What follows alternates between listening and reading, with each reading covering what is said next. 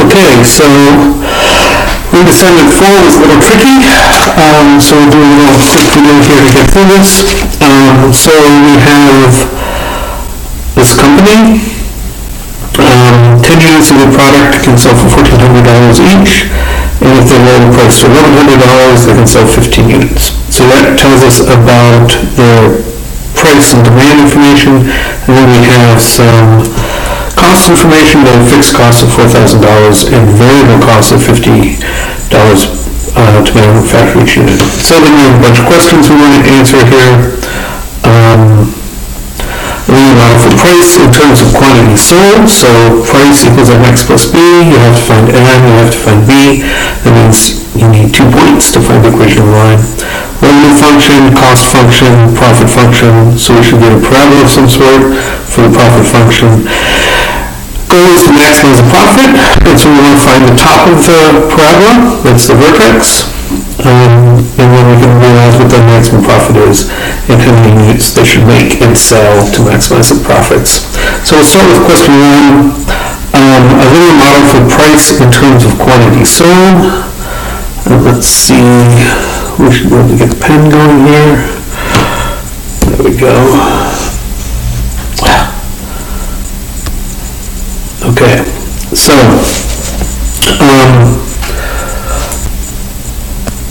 to figure out the equation of the line, we need 2 points, and so we need to know what our data is. They told us that 10 units can be sold at $1,400 each. Bad at making zeros. And that 15 can be sold at $1,100. We want an equation of the form price equals slope times quantity plus B. This column is price. That's in dollars. This is units that they sell. Whatever it is they're making. So to find the slope, that's going to be 1,400. We're changing the price minus 1,100. Oops, I put a 1 there. Divided by 10 minus 15. And that, if you simplify it, is 300 over minus 5 equals minus 60. And that's in dollars per unit. And what the slope tells us is that for every, if they decrease the price by $60, then they can sell 1 more unit. Right? Or if they want to sell 1 more unit, they have to decrease the price by $60. So in other words, to sell 5 more units, to go from 10 to 15, they have to decrease the price by $300. So it tells us that the price is minus 60 times the quantity they sell plus B, and we want to know what is B. What is the y-intercept? Well, plug in x equals 10, p equals 1,400. You could also use x equals 15, p equals 1,100. I like using x equals 10 because 10 is a nice round number. So that tells me that 1,400 is minus 60 times 10 plus b, or 1,400, 2,000 actually, equals B. So,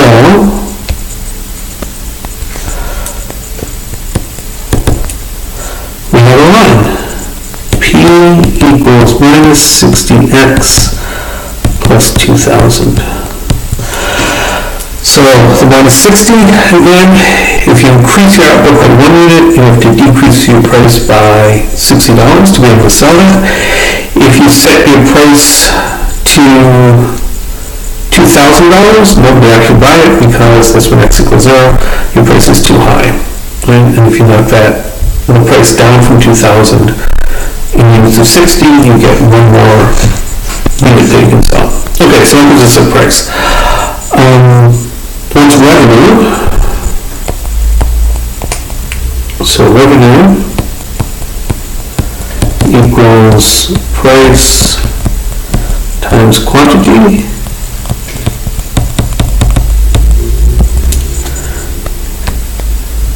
Let's see if I can get this to scroll. There we go.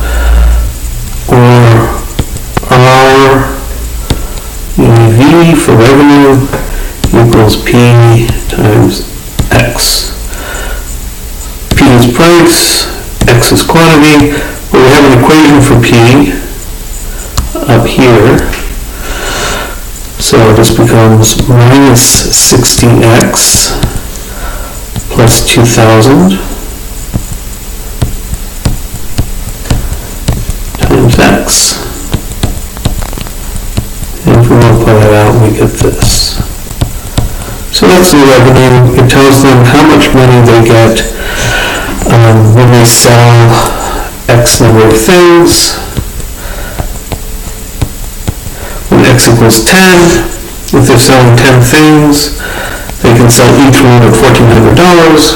So they would make a revenue of, what, 10 times 1,400, $14,000.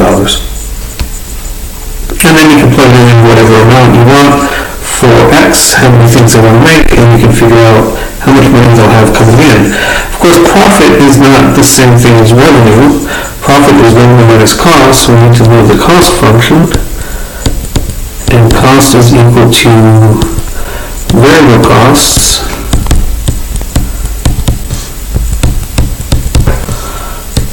plus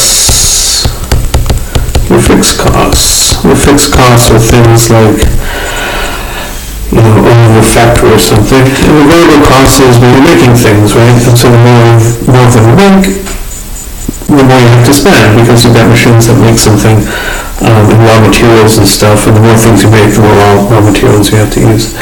They told us what these numbers were. The variable costs were 50 times X, so it cost them $50 to make each thing. X is how many things they make, so 50 times X. Plus, what was the other number? 4,000. That was their fixed costs. Their fixed cost is how much they have to spend. Good. So, profit equals revenue minus cost. The revenue we have up here is the revenue. So we'll put parentheses around it, because we have to be careful about our minus signs. Minus our costs, which is 50X plus 4,000. So if we simplify that a little bit, we write down profit. So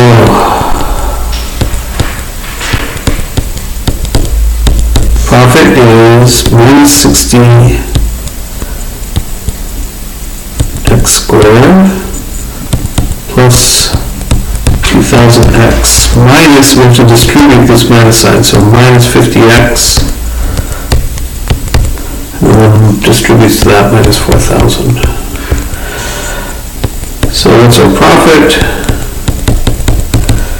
minus 60X squared, 2,000 minus 50 is 1950X minus 4,000. Okay. Good. So as we said about the problem, here's our profit. It's a parabola, so we can find the vertex of this profit function.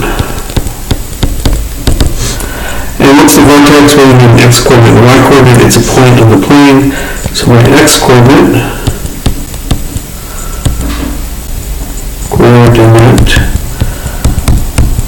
I don't know what's going on there with the pen, is equals minus b over 2a. So b is the 1950, a is the 60, so the x-coordinate of the vertex is equal to minus 1950 over minus 60 times 2. Remember, there's a 2 there, there's a minus sign from the formula. So that means it's going to be 1950 over 120, and you have to drive that out, and that's 16.25. X is units, it's how many things they're making, so the vertex is 16.25 units. Maybe they're making things like thousands of ball bearings or something, so, they can't make a quarter unit of that. Y coordinate? Well, how do you find the y coordinate? Plug the x coordinate into the parabola. Oops. Parabola. There we go. Spelling is not my strong suit.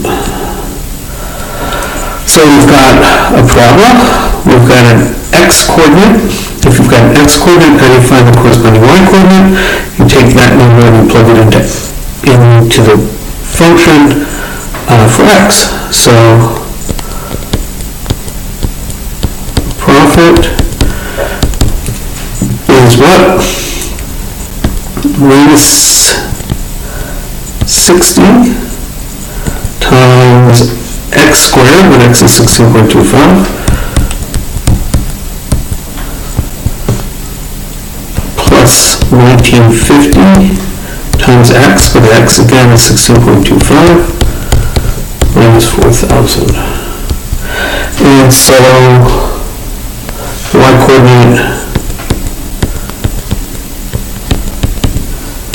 is, if you grind all this stuff out, 11,843.75. And that's in dollars because it's profit, and profit is always measured in dollars. So, I've got some space here, that's good.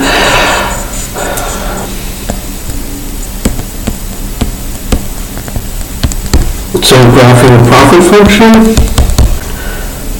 is pretty easy. It's a parabola. It's a parabola that opens down because it's got a minus 60, and we know what the vertex is. So we can do a very rough sketch. The vertex is 16.25 on the x-axis, and this is units made, how much stuff they're making, and the vertex is at 11,843.75,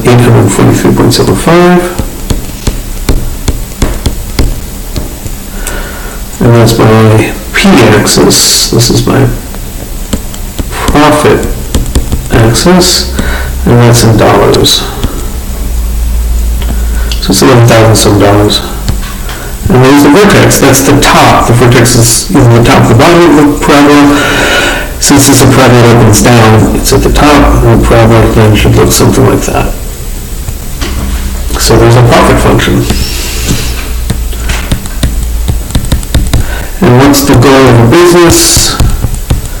It's always to maximize profit, make 16.25 units of whatever they're selling, and then make a profit of $11,843.75.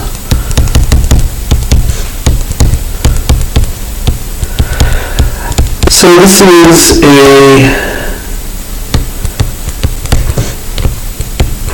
kind of a standard thing in business for everyone to estimate what your maximum profit is. You figure out your price demand curve, and you often do that by doing a sale. They cut the price, say, from $1,400 to $1,100, and they find out they can sell 5 more things. And so that gives them a nice line that connects price to demand, and you want to be able to find out where should you put the demand, how much should you make, so that you can maximize the profit. Take revenue minus cost, that's your profit, and maximize that from the vertex of the parabola.